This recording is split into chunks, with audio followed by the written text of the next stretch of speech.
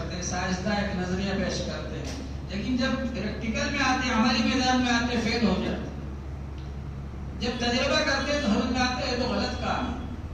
لیکن اسلام جو ہے, اسلام نے جو بھی کام کا حکم دیا حضور صلی اللہ علیہ وسلم نے کر کے بتلایا اس کو. تو یہ عملی مذہب ہے, اور عملی طور پر صحابہ اکرام اس پر عمل کر کے لاکھوں کی تعداد میں, ہزاروں کی تعداد میں ساری دنیا کے اندر پھیل گئے اور سب لوگ کامیاب ہوئے.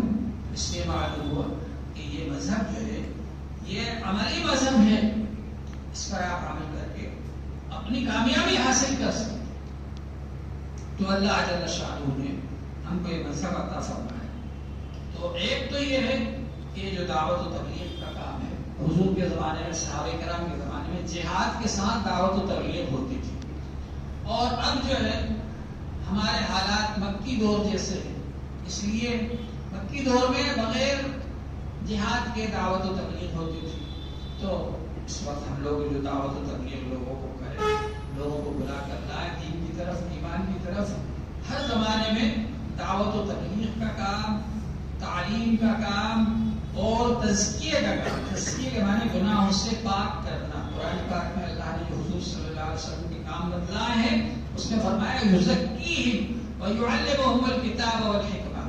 حضور صلی اللہ علیہ وسلم کا کام یہ کہ آپ تزکیہ کرتے ہیں اور گناہوں سے پاک کرتے ہیں اور کتاب اور حکمت کی, یعنی قرآن اور حدیث کی تعلیم دیتے ہیں. یہ کام حضور صلی اللہ علیہ وسلم کے بتلا. تو ہر زمانے میں یہ تینوں کاموں کا جوڑ رہا آپس میں. دعوت و تبلیغ کا کام, تزکیہ کا کام, گناہوں سے پاک کرنا, اور تعلیم کا کام. پھر اس کے بعد والے زمانے میں صحابہ کرام حضور صلی اللہ علیہ وسلم کے پاس بیٹھتے تھے, تعلیم حاصل کرتے تھے, تزکیہ ہوتا تھا, اور اس کے ساتھ میں لوگوں میں جا کر کے دین کی دعوت دیتے تھے. یہ تینوں کام چلتے رہے. اس کے بعد کے زمانے میں علماء کرام نے بڑی بڑی کتابیں لکھی, حدیث شریف کی کتابیں لکھی, لیکن وہ حضرات بھی دونوں کاموں کو جوڑے رہے. ایمان کا کام, دعوت کا کام بھی جوڑے رہے, اور تعلیم کا کام بھی, اور تزکیہ کا کام, تینوں کا کام جوڑے. اس کے بعد کے زمانے میں اولیاء کرام کا زمانہ آیا. اولیاء کرام نے خانقاہوں کے ذریعے سے دین کو پھیلایا, لیکن وہ بھی تینوں کاموں کو جوڑ رہے.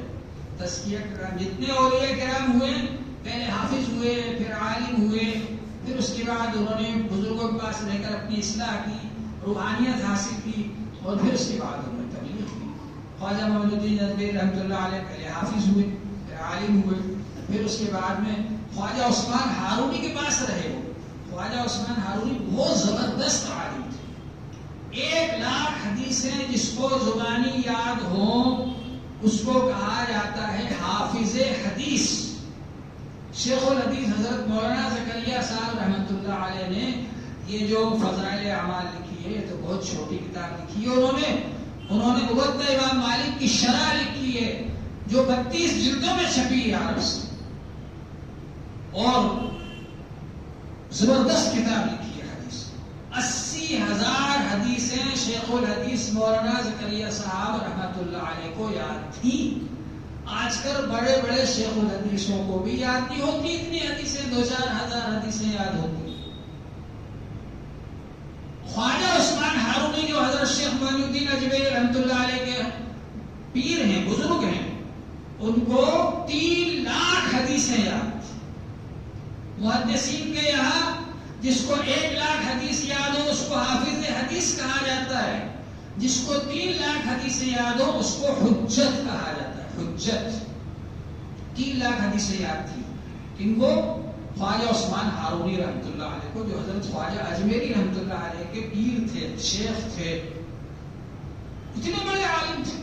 پھر انہوں نے کیسا آدمی تیار کیا, برسوں اپنی تربیت میں رکھا, پھر لے کر کے گئے مکہ شریف, وہاں پر دعا کی, اللہ تعالیٰ نے بچہ تیار کیا ہے, آپ قبول کر لیجیے. پھر لے کر کے آئے مدینہ شریف, اللہ تعالیٰ نے بچہ تیار کیا, آپ قبول کر لیجیے.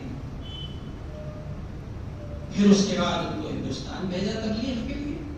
لاکھوں آدمی ان کے ہاتھ پر مسلمان ہوئے. تاریخوں میں لکھا ہے 90,00,000 آدمی مسلمان ہوئے ان کے ہاتھ.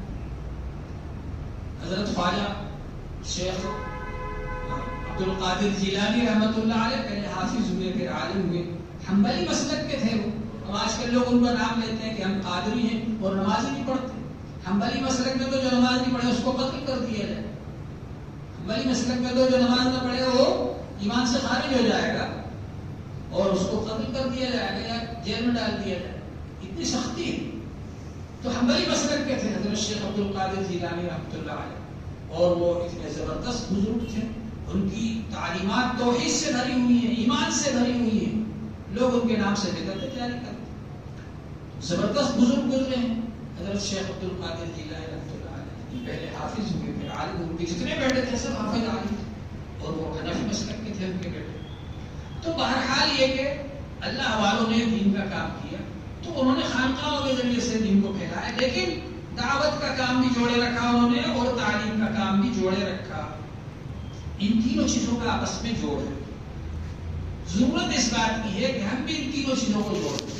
حضرت مولانا الیاس صاحب رحمۃ اللہ علیہ فرماتے تھے میں نے یہ کام اس لیے شروع کیا ہے تاکہ مدرسوں کو طلباء زیادہ ملیں اور خانقاہوں کو مرید زیادہ ملیں. حضرت مولانا الیاس صاحب رحمۃ اللہ علیہ فرماتے تھے اس دور کی گمراہی یہ ہے کہ لوگوں میں سے طلب نکل گئی، دین کی طلب نکل گئی. پہلے دین کی طلب تھی تو لوگ مدرسوں میں بھی زیادہ آتے تھے، خانقاہوں میں بھی مرید آتے تھے اور کہتے تھے سب ہم حضرت کے پاس بیٹھیں گے، حضرت سے علم حاصل کریں گے. طلب تھی ان میں، طلب نکل گئی. فرمایا میں نے طلب پیدا کرنے کے لیے یہ کام شروع کیا ہے تاکہ ہمارے اندر طلب پیدا ہو جائے اور ہم علماء سے مسائل سیکھنے لگے اور بزرگوں سے روحانیت سیکھنے لگے. اور یہ دونوں چیزوں کو سیکھ کر کے پھر تبلیغ کا کام کرنا ہے. علم اور ذکر دونوں چیزوں کو سیکھنا ہے. حضرت مولانا یوسف صاحب رحمۃ اللہ علیہ فرماتے تھے کہ سورج گھومتا ہے اس سے نور پھیلتا ہے.